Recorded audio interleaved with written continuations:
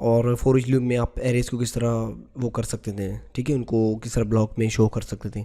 तो इस क्लास में हम लोग PHP में वाइल लूप यूज़ करते थे। फोर लूप और वाइल लूप में बेसिकली डिफरेंस क्या होती है कि सिर्फ उनकी सिंटैक्स चेंज होती है, डिफरेंस है उनमें सिर्फ सिंटैक्स की। बेसिकली वाइल लूप अच्छा है, मतलब जब आप डेटाबेस बेसिकली क्या है लूप्स में, जब आप डेटाबेस से कोई भी डेटा अपने वेब पेज में शो करवाना चाहते हैं तो वाइल लूप अच्छा तरीका है उसको शो करने की। तो वाइल लूप हम लोग किस तरह यूज़ करते हैं, सबसे पहले अपने वाइल की अपनी कमांड होगी, ये यूज़ करनी है, ठीक है। और यहाँ पे तो बेसिकली इसकी जो कंडीशन है वो आ जाएगी, और यहाँ पे इंक्रीमेंट या डिक्रीमेंट जो भी आपने यूज़ करनी है वो आ जाएगी। और यहाँ पे जो इनिशियल इसकी वेरिएबल होगी वो आपने वाइल जो कमांड है उससे पहले आपने डिफाइन करनी है। तो सबसे पहले वही तरीका है, आई ले लूँ मैं या ए लेता हूँ इक्वल्स टू 0, यानी आपकी जो इनिशियल वैल्यू होगी वो 0 है। फिर यहाँ पे अपनी कंडीशन देनी है कि a is less than 10। Then कुछ मैं इसमें सपोज प्रिंट करवाना चाहता हूँ, अब इसमें कुछ भी लिख लें, इको ए अगर मैं लिखता हूँ ए डॉट बी आर, मैं डॉट किस लिए मैं यूज़ करूँ, कॉन्केटिनेट कर रहा हूँ क्योंकि ये वेरिएबल है और ये स्ट्रिंग है। जैसे बी आर अगर मैं ऐसा लिखता हूँ तो PHP ये समझता है कि एक फंक्शन वगैरह यूज़ कर रहा है, तो इसीलिए मैं इसको स्ट्रिंग में यूज़ करता हूँ कि यहाँ पे HTML भी काम करता है बेसिकली, ठीक है।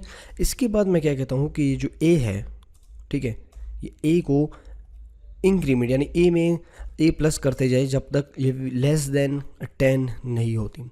सो let's save and refresh, check करते हैं तो ये देखें 9 टाइम्स रिपीट हो रहे हैं। फिर वही प्रॉब्लम है कि आप सोच रहे हैं कि 9 टाइम्स, बेसिकली मैंने यहाँ पे 10 दिए लेकिन 9 टाइम्स रिपीट हो रहे हैं।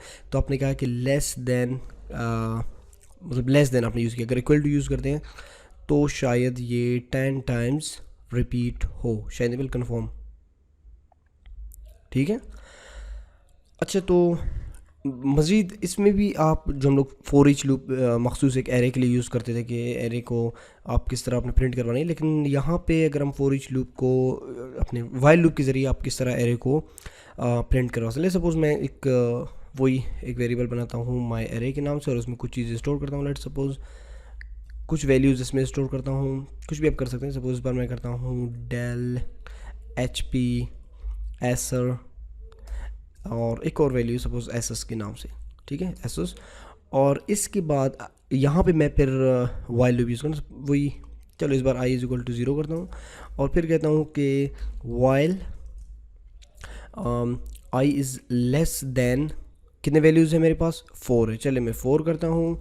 इसके बाद आपने क्या करना है, इको करना है किस चीज़ को, माई एरे, और इसके अंदर जो ओप्स यहाँ पे मैं ए यूज़ कर रहा हूँ क्योंकि ए यूज़ नहीं, आई यूज़ करना है क्योंकि इनिशियल वैल्यू आई है। और फिर यहाँ पे भी आपने आई यूज़ करना है, ठीक है, क्योंकि आपको पता है आई में क्या है, 0 है, और फिर 4 तक ये 4 टाइम्स चलेगी जो आई है। इसके बाद फिर मैं वही BR यूज़ करूँगा ताकि एक ख़त्म हो तो ब्रेक हो।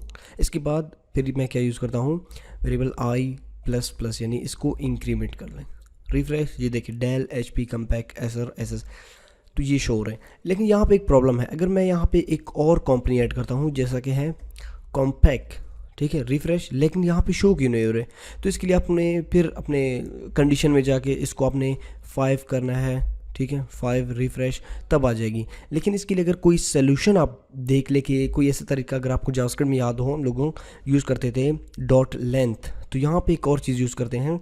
अब मैं ऐसे कहूँगा कि आई अगर लेस देन हो किस चीज़ की, साइज़ ऑफ, ये एक फंक्शन है PHP built in command, size of मैं यूज़ करके फिर इसके अंदर क्या करता हूँ, माई एरे वेरिएबल को रखता हूँ। अब ये क्या करेगी, ये जो माई एरे वेरिएबल है इसके अंदर जो एरे है इसकी लेंथ देखेगी, यानी इसकी लेंथ 1 2 0 स्टार्टिंग 0 1 2 3 4, तो जितने भी है फिर उसी हिसाब से ये काम करता है, ठीक है, रिफ्रेश, ये देखें। अब अगर मैं यहाँ से कम भी करता हूँ तो इसे कोई वो नहीं होगी, देखिए रिफ्रेश, तो ये बिल्कुल सही तरह काम कर रहे हैं, ठीक है। तो ये आपके साथ वाइल लूप्स हो गए, और भी आप वाइल लूप्स के साथ यानी मज़ीद भी आप खेल सकते हैं, जैसा कि आप कह सकते हैं, चले मैं इसको थोड़ी देर के लिए रिमूव करता हूँ। सपोज एक वेरिएबल दोबारा बनाता हूँ, इसको इस बार 1 करता हूँ, ठीक है, यानी मतलब मैं आपको सिर्फ एग्जांपल दे रहा हूँ, और भी आप कुछ कर सकते हैं वाइल लूप्स के ज़रिए।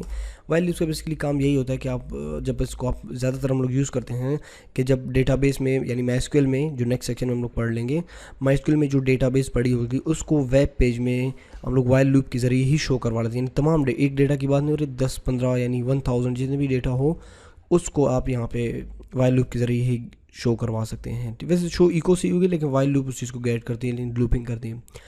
सपोज़ मैं यहाँ से मिल लेता हूँ वेरिएबल, ये जो आई है इस बार से कहता हूँ कि लेस देन और इक्वल टू 10 हो, तो इसको फिर क्या करना है, ये तो इसकी वो है i++, ठीक है। अच्छा इस बार, अच्छा इसको इको करना है, जस्ट चेक करते हैं कि हाउ इट इज़ वर्किंग। ठीक है, ये सही काम कर रहे हैं। अच्छा मैं यहाँ पे अगर एक और वेरिएबल बनाता हूँ, variable j equals two variable i, ठीक है। अब एक मैंने कहा कि भाई j बराबर हो i के, लेकिन फिर कहता हूँ मल्टीप्लाई बाय 5, ठीक है। और यहाँ पे डेफिनेटली मैं j को ही रखूँगा, ठीक है। रिफ़्रेश, तो ये फिर किस हिसाब से हो रहा है, 5, 10, 15, 20, 25, 30, क्योंकि ये जो i है 1 ये मल्टीप्लाई हो रहा है 5 से, फिर उसी तरीके से ही ये लूप होगी बेसिकली, ठीक है। तो ये वाइल लूप्स के बारे में थी।